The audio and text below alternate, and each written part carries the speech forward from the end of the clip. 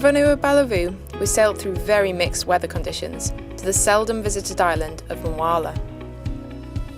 The island doesn't see many tourists, as its only transport links are a once-weekly 8-seater plane and a once-monthly supply boat. The warmth of the welcome we were given here blew us away.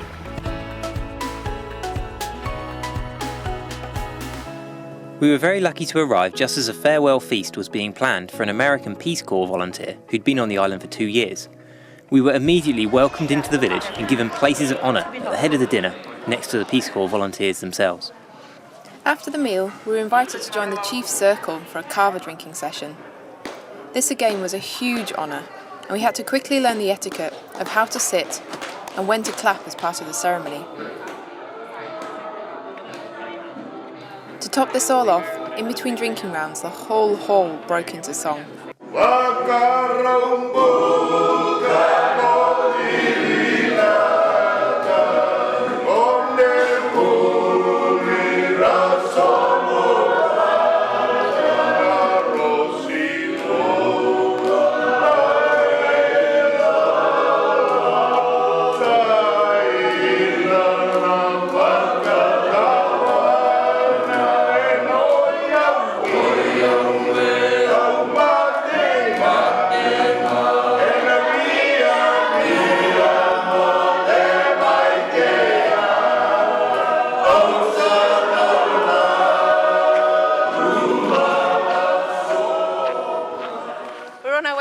Today, we got invited to give a bit of a talk by one of the teachers last night. Yeah, long time since I've been to school. We've got our uniforms. It's all about the matching stuff for your clan in Fiji. So we've got our matching team shirts and Matt's even wearing one of my skirts.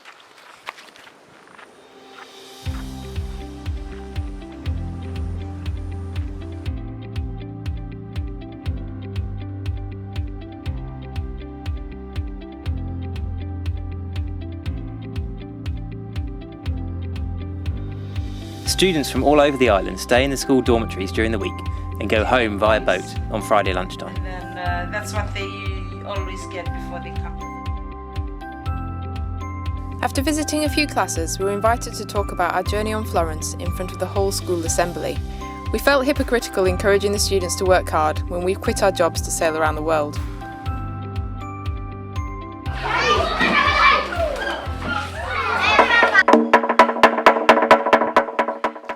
Unforecasted storm came through. Violent winds enough to toss Florence around in the anchorage and have us up all night checking that the anchor wasn't dragging. I was the most scared I've ever been about the anchor dragging because we were surrounded by reef, there were no lights on the shore to gauge where we were, and it was totally pitch black. The forecast for the next night showed a possibility of similar weather conditions from the opposite direction, meaning we'd be on a lee shore. So although we'd have loved to have stayed longer, we headed out to sea where we could weather the storm safely. Thankfully, the forecasted storm didn't come in and we had a really pleasant sail onto Javanui.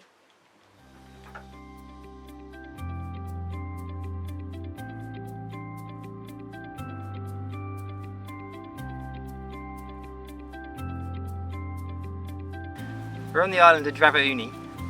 It's very peaceful today, absolutely still, beautiful views. There's a cruise ship coming tomorrow. So this tranquility with a small village is going to have 2,000 people. So it'll be interesting to see the difference between today and tomorrow. As everyone was busy getting ready for the cruise ship, this dog decided to take us for a walk to the top of the hill. Bula dog! Can we keep him? No. Probably got fleas. He's cute.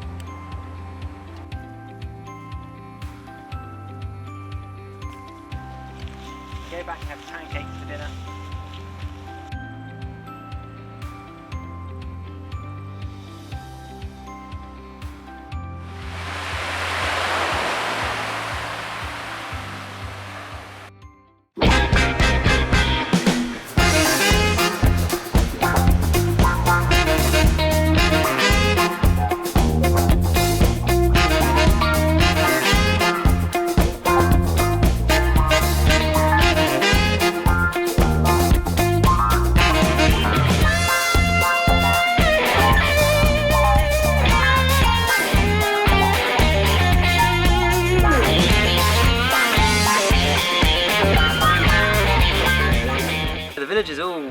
love the idea of the cruise ship coming. It's good money for them because they're basically subsistence farming and living here. And this is a way for them to generate cash. They get a cruise ship once or maybe twice a month, and maybe some months they don't get one at all. So it's not too often, but it's often enough for them to generate some income from. Those islands over there look really cool, so we're going to go and check them out.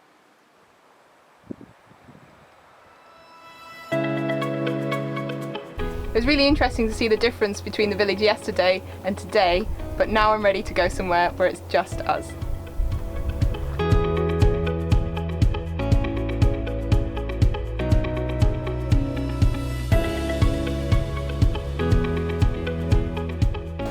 When I used to race dinghies, I used to love it when it was really windy, like the windier the better.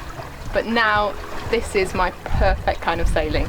We've only got between 7 and 10 knots, one sail up, nothing to worry about, flat seas. I don't even care that we're only doing 2 or 3 knots.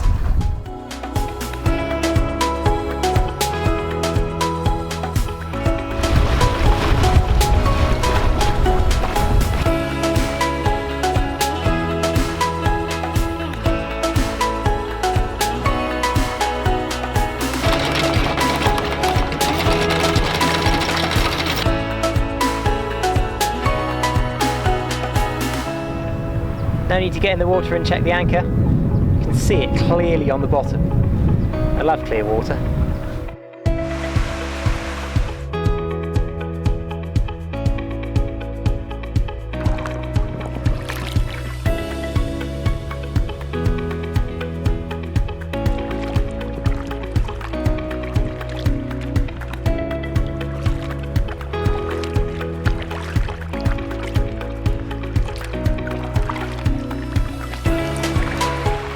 How's this for a beach, eh?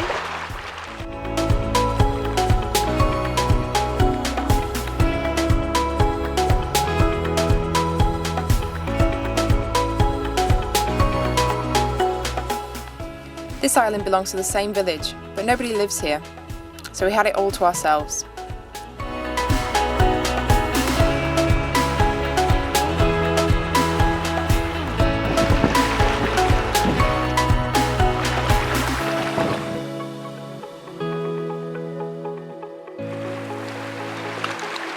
These fish! They're all going to get eaten now. They were sheltering in the shallows.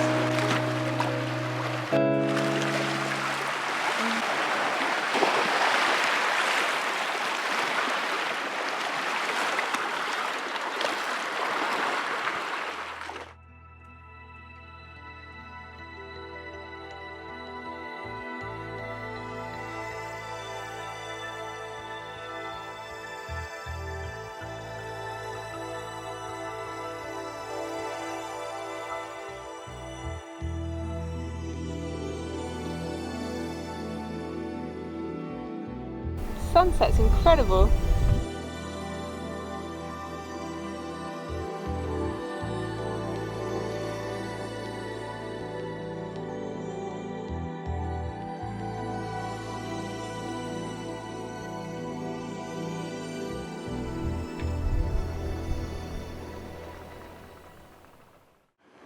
I was just pulling the anchor up and spotted a couple of squid just hanging out by the chain. They're really cool.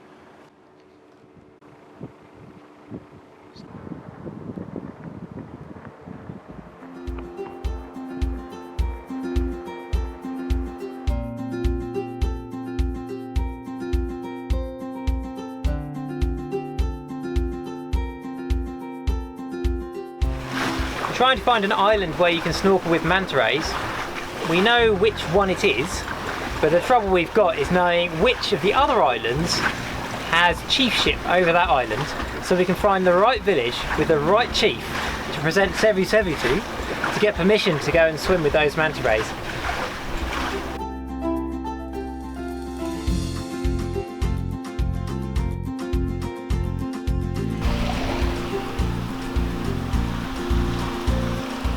Looks like the road to the village. Just going to find the chief.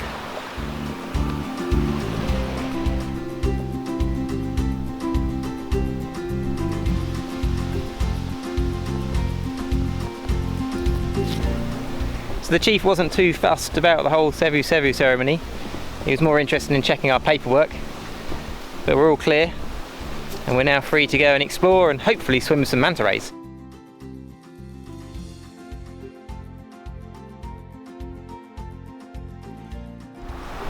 These trees are just begging for something before we go.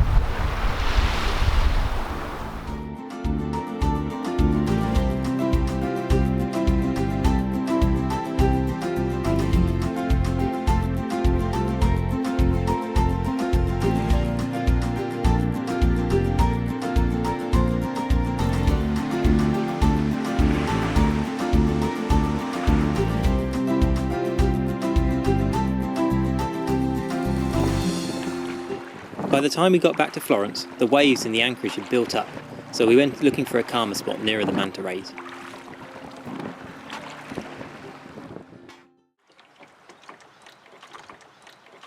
The chat's pretty lacking around here. Not only are there absolutely no depth soundings, but apparently we just drove over land.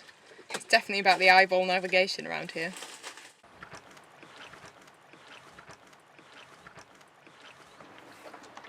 Sometimes it's not so bad having to move, it's even nicer here.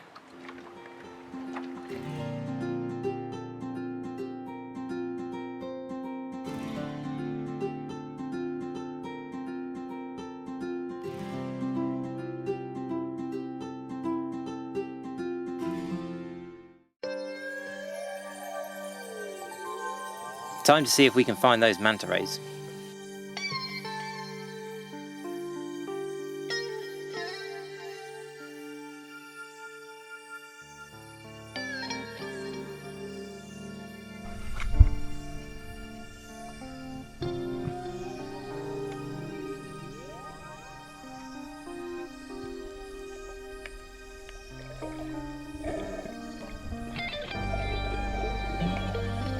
These sea snakes are deadly poisonous, but have tiny mouths which apparently make it nearly impossible for them to bite a person. We didn't fancy testing the theory though.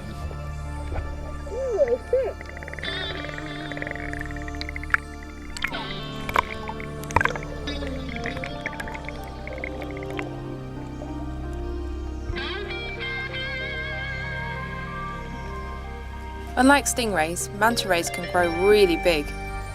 These are about 3 meters across. Graceful and gentle, they're among our favourite sea creatures.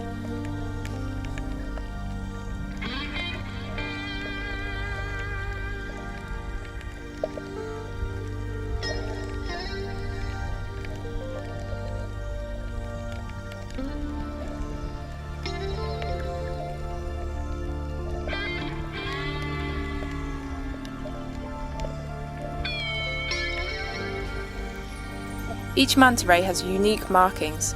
As you can see, some are very dark underneath, while others are nearly pure white.